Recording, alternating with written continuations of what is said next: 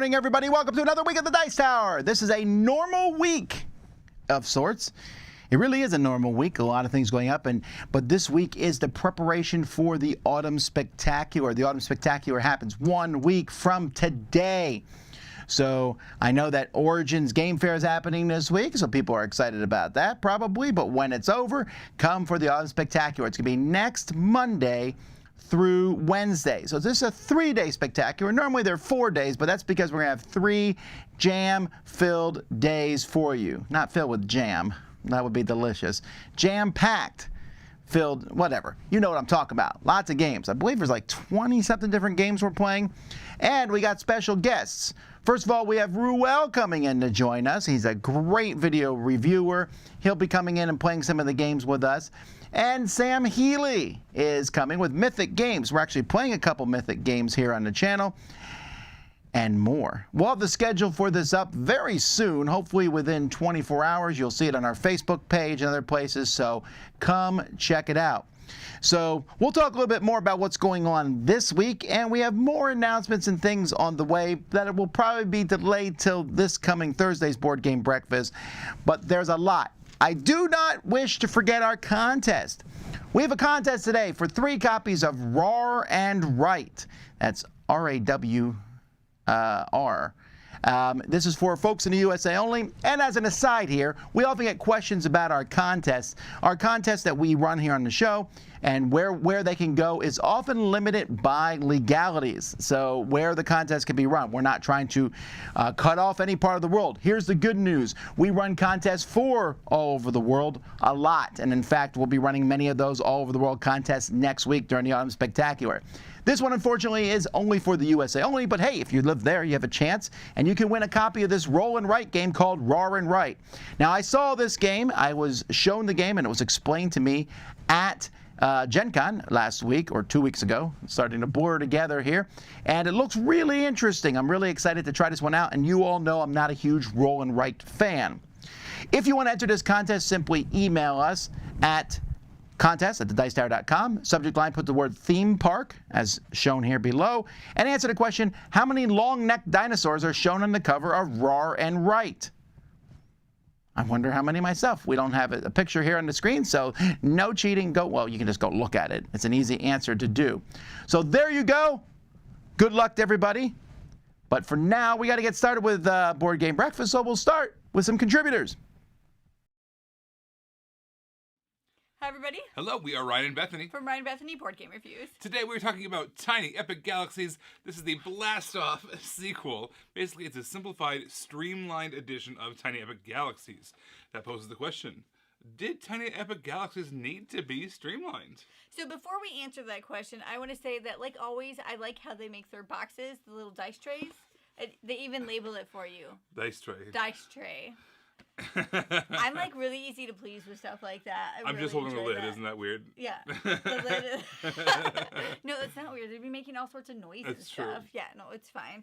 But to answer Ryan's question, no. It's just no. This had taken away some of the mechanisms from the original, and it gave some symbology for the different actions that you could take when you landed on planets and that kind of stuff.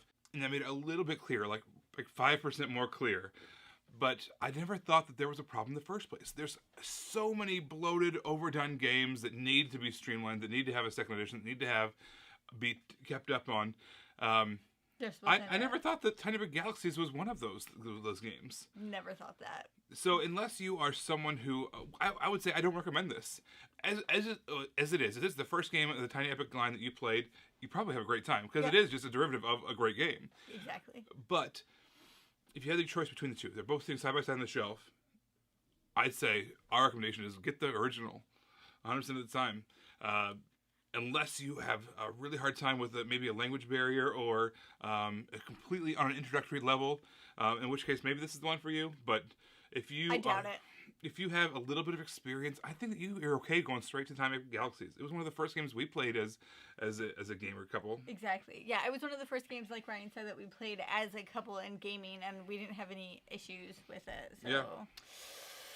Don't know why this exists, but anyway. It's got cute art. It does. I do like the art. But anyway, this is Ryan. I'm Bethany, hoping you have a happy, healthy breakfast. Bye, everybody. Bye, guys.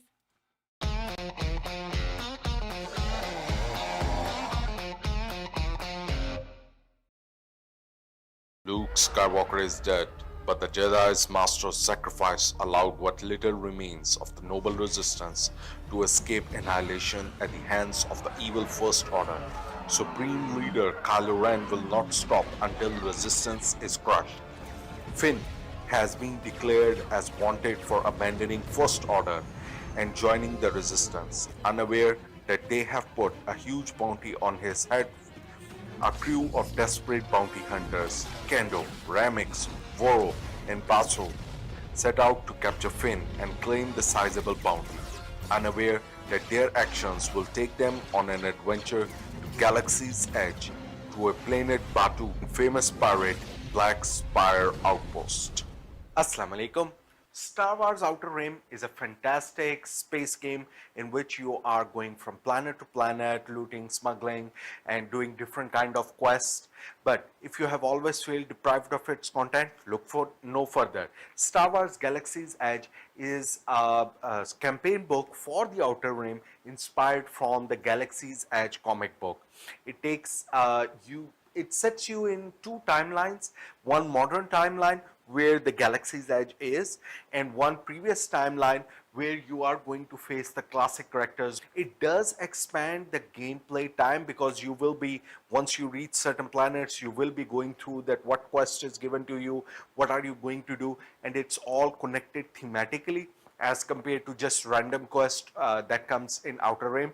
But if that's the kind of thing that fascinates you and you are always looking for more content for this worthy game, then get Galaxy's Edge on the link below. Happy gaming!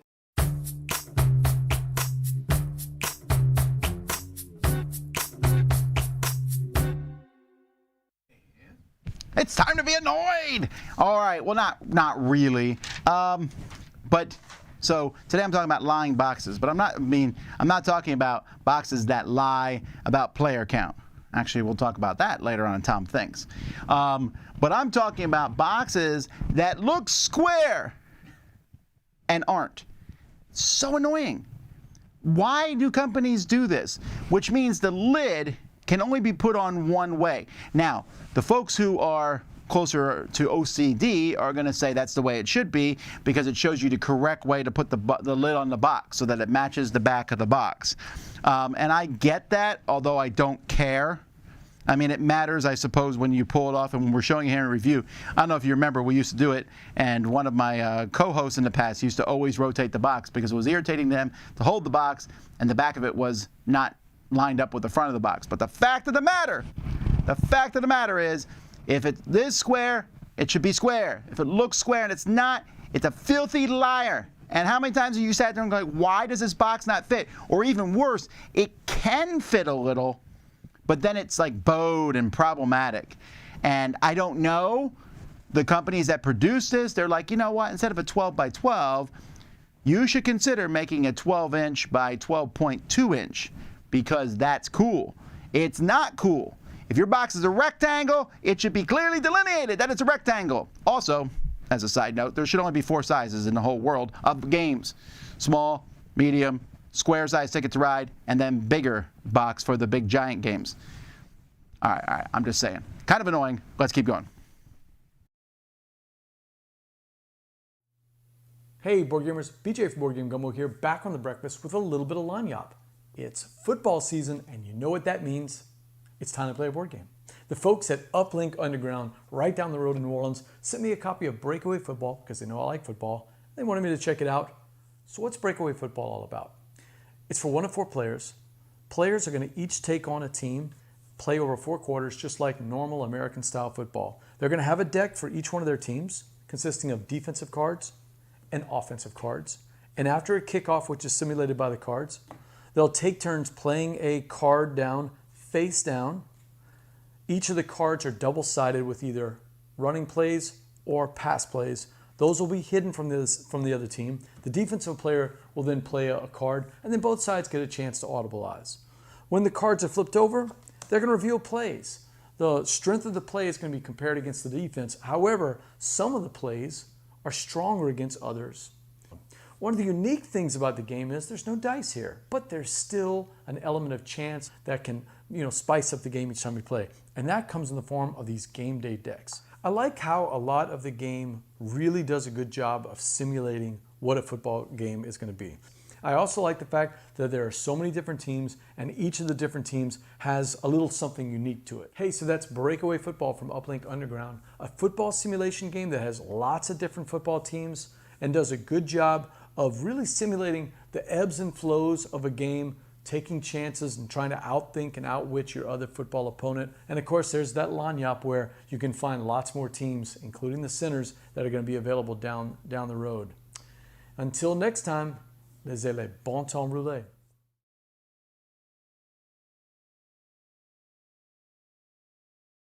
What is up? My name is Matthew McCack, and this is Smashing Buttons and Slamming Cards. This is a segment where I talk about a video game I love and I connect it to a board game I love.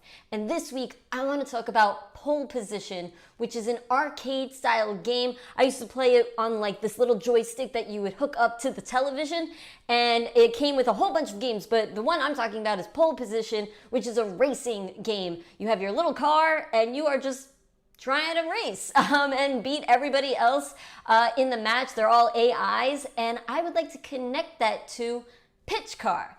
Pitch Car is a dexterity type of game, which is also a racing game. You're flicking your car around this track that you've built, or one that you could like find online that's pre-built, and you could just like map it out all together. You could get a bunch of different tiles to make a bigger, crazier, wackier track, which is really, really cool. I think that both of them are connected because they both have this sort of like arcade style feel to them, where it's just like you're just going forward and trying to be the fastest and not crash or mess up along the way, essentially. Anyway, I love both games. Thank you so much for watching. If you'd like, you can check out mine and my brother's content called Room 51. I'll catch you next time.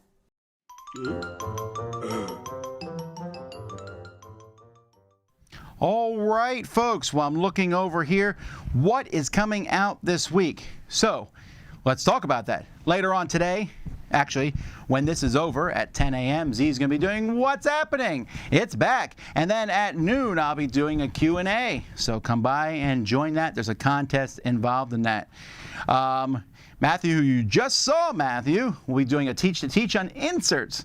That's coming out today. So what else is coming out this week? We got some previews and how to plays tomorrow. Me and my kids are going to be taking a look at Necro Molds, a game in which you build little, it's like a miniatures game, but you smash your opponent's pieces when done. 5 more great games is coming, and Shoot Some Marbles. We just did one, but another one's coming tomorrow. If you've never seen our Shoot Some Marbles, you definitely want to check that out. Then boring unboxing, shelf reviews. I'm reviewing 28 Critters at War, the Night Cage. I know a lot of people are interested in that. I'm taking a look at 7 inadequate games. Night of the Ninja, a social deduction game, and Stop the Train. One of those is amazing. One is not. The new Ascension expansion, Hibachi, which you just saw us play. And it's been a while, but this week we're going to have a Catch-a-Palooza. So that's all coming your way, and other reviews. Z's going to continue his Unsung Gems with one of the harder letters, I, coming out this week. And we also will have stuff talking about, we did some blogs of the retreat and of Gen Con, and I'm doing a top 10 list later this week of the top 10 most played games at the Dice Tower retreat. All this as we prepare for next Monday, which is the Autumn Spectacular. I should mention, a sister companion to this show, Board Game Breakfast, is our weekend review. This goes out every week on Monday. Not every week, though. Some people asked, where is it? Well, it went out today, and we'll get that out as much as we can. It's just that that's one of the videos that isn't always able to be done in a timely manner when we go on trips. But good news, no trips for a while. So anyway, that's what's coming out this week. Let's keep moving. Hello again, wonderful humans. Anthony here from Board Game Dads with another Zoomable game. Today, we are back on the flippin' right train, and I mean that literally, because we're talking about Metro X. So in Metro X, you're just going to be flipping over a card. I write the number in one of the blank windows, and then X out that amount of these stations or stops along that particular route. You can't go through or skip something that already has an X on it unless you specifically flipped over a card that says skip. The other types of cards you might have are free space, which lets you X out any space anywhere on the board. And then we have transfer. You're still going to mark off one of the windows in the train car, except now it's just going to be an X. And the next available station or stop on that line, you're going to count how many of the different colored lines go through that particular station and multiply by 2. That's how many points you're going to get for that particular transfer. You just count up all the points you have from completing your train routes. First person to do one is going to get the bigger points, and then anyone else who does it will get the smaller amount. And also any of the transfer points that you may have gotten. And then you also have to subtract, according to this chart, it'll tell you how many points you lose. So what makes this a good zoomable game? Well, Metro X is pretty low maintenance, right? It's just a deck of cards. It's just one deck, so it doesn't take up a lot of camera space or frame space. And if you really wanted to, you wouldn't have to have that set up, right? You just flip a card and say, hey, it's a 5, and that's it. If you do not own the game, Gamewright does have a printable score sheet. I believe it's only one of the sides, though. But you can print that out, and they also have a printable reference card and the penalty scale for the missing spaces at the end. So if you have that, both parties do not have to own this game. So that's an extra plus. That's it for this one, folks. I hope you enjoy the rest of your breakfast, and have a great week.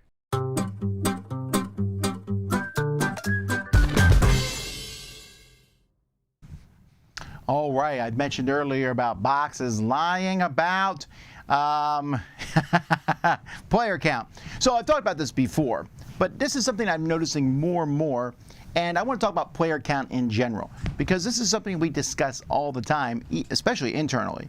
We'll play a game. In fact, I was just talking to Mike earlier about a game he played. He said was too long with a certain number of players. And I really feel like we need to have an industry standard. Now, this will never happen. This is wishful thinking, that boxes will say, this game is for 2 to 6 players, best with 3 to 5.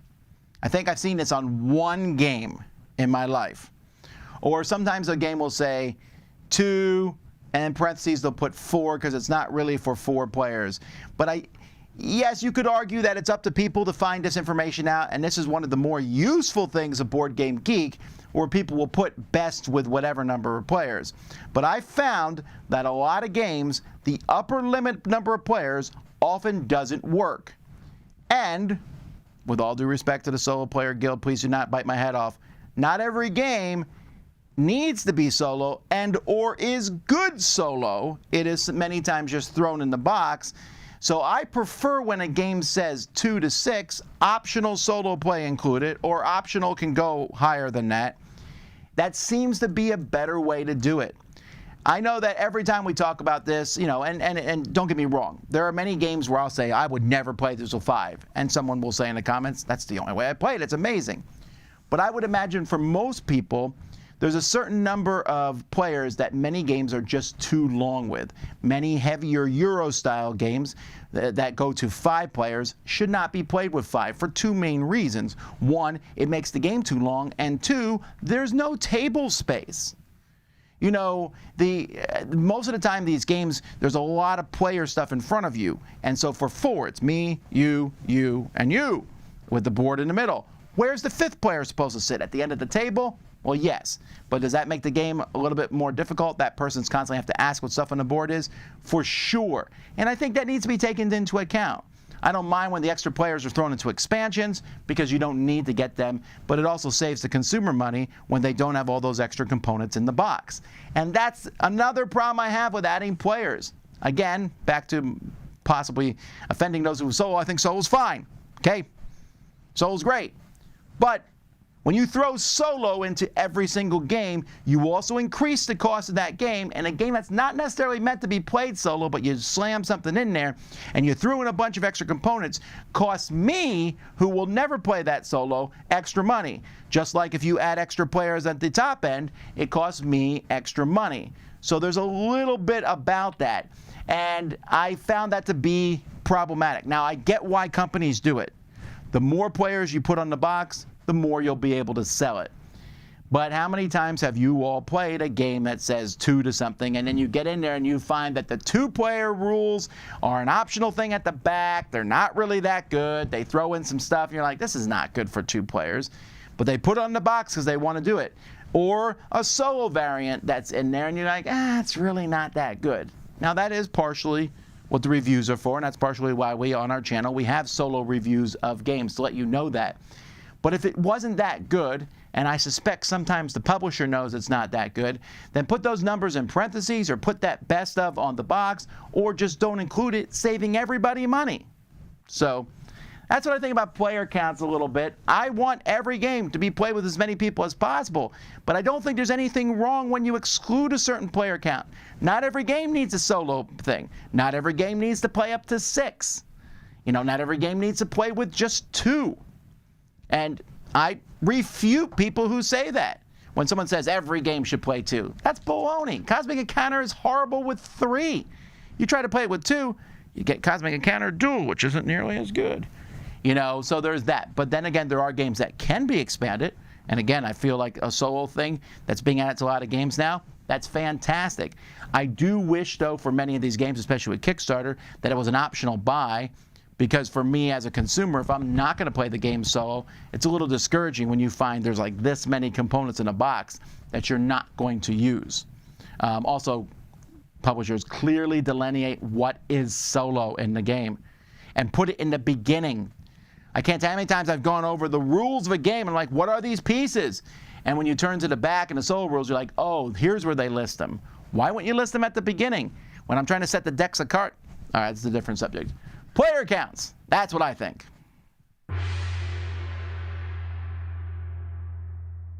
Hi, my name is Jonathan Hicks from Board Game Opinions, and in this series of segments I'm giving you tips on how to teach a board game. And this week's tip is connect with your audience. Now there's a couple of ways you can do that. One very helpful way is to simply look people in the eyes. Make eye contact with people. It's very difficult to ignore somebody who's looking at you. If somebody looks at you, the natural reaction is to look back, which means you're going to be paying attention. Welcome everybody. Today I'm going to teach you Istanbul.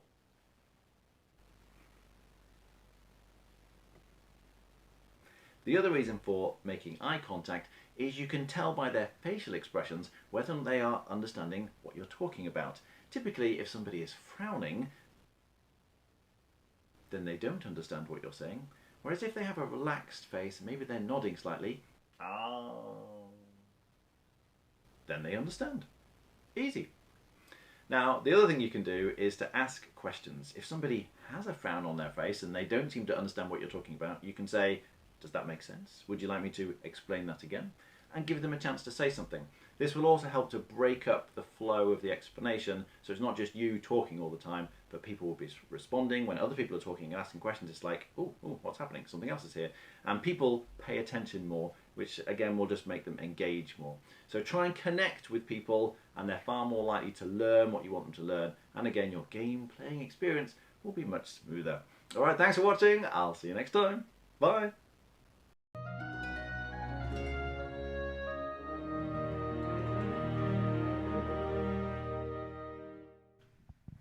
All right, folks, today we're taking a look at snap ships.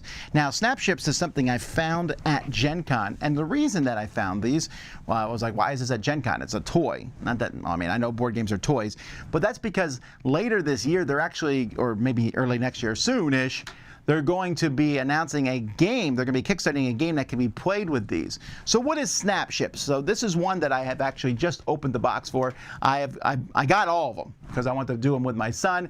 And we've gone through, I think, 5 of them so far. So we're like doing one every couple days, building it. But what it is it's a construction device similar to Legos. So in here you get a bunch of pieces, and then they put one piece underneath this sticker, like, woo, some weapon. Who cares? I don't know why it's under the sticker. It's not random or anything. And then there's a little dude in there too. All right, because he sits in your ship. You'll never see him because once you put him in the ship, you never see it again. Now, here's what I really like about the snap ships. Every one, this is the smallest set, so there's multiple sizes, but everyone has at least 2 different things. So I can build a claw stealth craft with this, or a close support fighter. So that's pretty cool. And then it talks a little bit about the, the background, which me and my son talk about. It gives you a little tool here, so you can use this tool to break things apart. And also, when you're done with the ship, the lid of the box plus this, you can display it, and that's for people who display stuff. We play with our things. So what these are is it's mostly, they're like a circular block, and you can put the pieces in, and they snap together. It's actually a pretty tough snap, and it can go 8 ways. So you can even rotate it like that, which gives you different options that can be done. I haven't tried to build anything on my own with these. I just built the stuff that's in here. The way that it teaches you to do it is very similar to IKEA. There's no language at all. And so what they do is they'll show you what pieces you need, shows you how to put them together, and many times will show you multiple angles in case you don't get it. And even with these multiple angles, I messed up.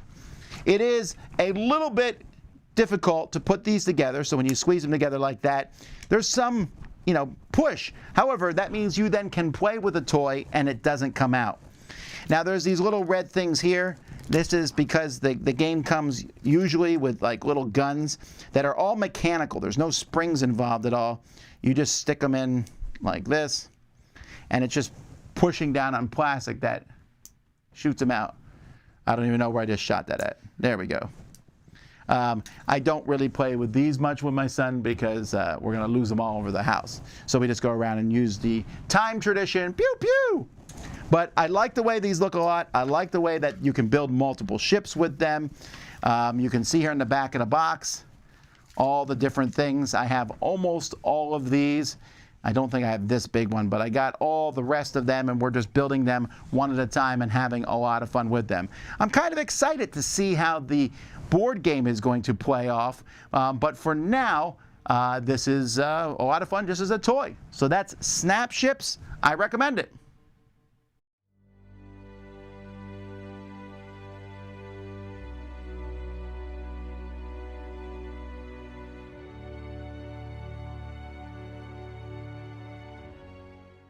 Hey everyone, today on the Plastic Canvas we're turning the tough guy from Ether Fields from this into this in just 2 minutes.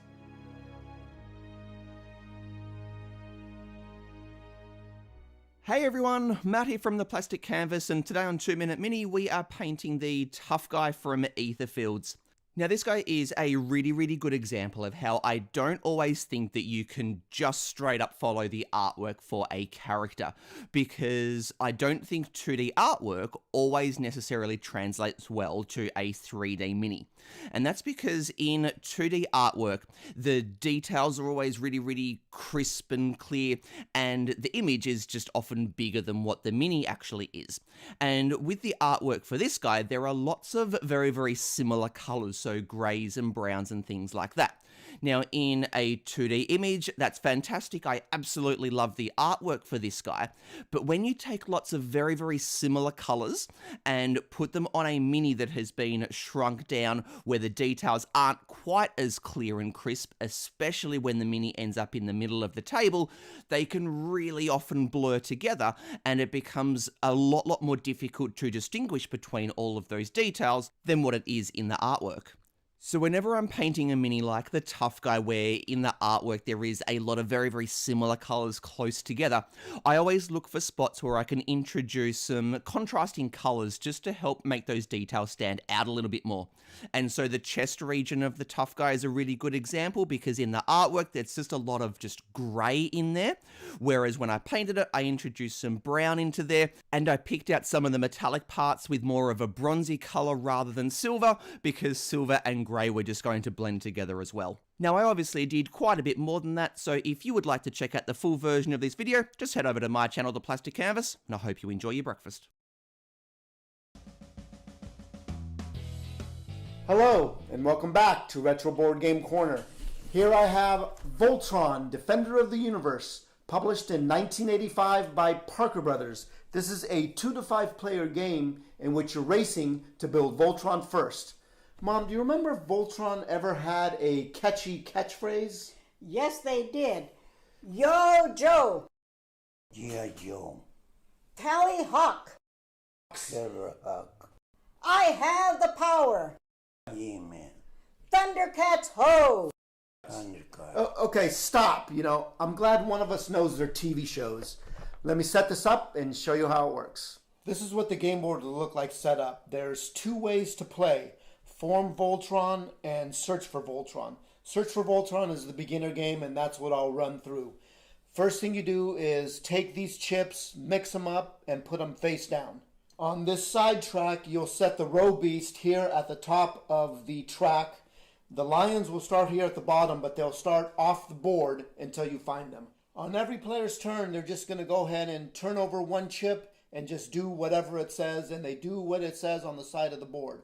For example, if you find a key, you have found the yellow lion. The yellow lion is now on the board. And if you flip over a row beast token, again, you'll move the row beast 1 space closer toward the lions. The object of the game is to find all the different colored keys to bring all the lions into the battlefield before the row beast reaches the lions. Once you have all 5, you'll say, "Let's form Voltron, activate interlocks, Dynatherms connected, infracells up, mega thrusters are go, form Voltron." The advanced way to play, you'll just use these movers and these chips with a few added rules. The original show aired from 1984 to 1985 with 124 episodes. It was the #1 rated show during its run. Well, that's all the time I have for now. If you have a comment, comment below, or you could tweet at me at RetroBoardGamer. And as always, may your rolls be high. How can you have a bad Monday after seeing that? 125 episodes of Voltron. I saw like 15 as a kid. I guess I kept seeing the same ones over and over again. Anyhow, that's amazing. We're going to have to play some of these bad games live on our show at some point. Stay tuned for that. All right, well, like I said, stay tuned. Z's coming on in just 30 minutes with What's Happening, so you'll be able to see that. I'll be back for Q&A at noon, and we got lots of stuff coming up this week. The Autumn Spectacular is only 7 days away, and more coming your way. There's a contest at the beginning of this episode. Go back and check it out. But until next time, I'm Tom Vasel, and you've been watching Board Game Breakfast. Thanks for watching Board Game Breakfast. Tune in each week for your daily dose of gaming goodness with Tom Vasel and all the gang. Until next time, I'm Eric Summerer, and you've been watching Board Game Breakfast, a Dice Tower production.